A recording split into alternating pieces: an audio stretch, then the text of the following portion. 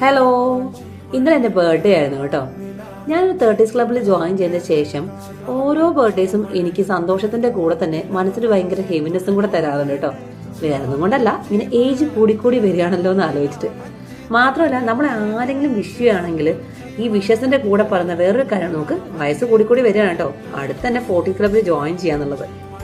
ഇതൊക്കെ അന്ന് ഭയങ്കര ഒരു കൺസേൺ ആയിട്ടുള്ള ഒരു കാര്യമായിരുന്നു കേട്ടോ എനിക്ക്. പക്ഷെ എന്താണല്ല, കഴിഞ്ഞ ഒരു കൊല്ലമായിട്ട് ഏജ് എന്ന് പറഞ്ഞാൽ എനിക്കൊരു മാറ്ററേ അല്ലായിരുന്നു. ഞാൻ അതിനെക്കുറിച്ച് ആലോചിക്കാറും കൂടിയില്ല. ഞാൻ എപ്പോഴും വിചാരിക്കും, പണ്ടൊക്കെ നമ്മൾ 35 40 എന്നൊക്കെ പറയുമ്പോൾ എന്തോ ഭയങ്കര ഏജുള്ളൊരു സംഭവം പോലെയാണ് തോന്നാറുള്ളത്. പക്ഷെ നമ്മളിപ്പോൾ അതിൽ നിൽക്കുന്ന സമയത്ത് ഒന്നുമില്ല. ഏജൊക്കെ ശരിക്കും നമുക്ക് നമ്മളെ നോക്കാൻ പറ്റുകയാണ്, നമുക്ക് നമ്മളെ പ്രയോറിറ്റൈസ് ചെയ്യാൻ പറ്റുകയാണ്, നമ്മൾ നല്ല സെൽഫ് സെൻറ്റേർഡ് ആണെങ്കിൽ age is just A number, അത്രയേ ഉള്ളൂ.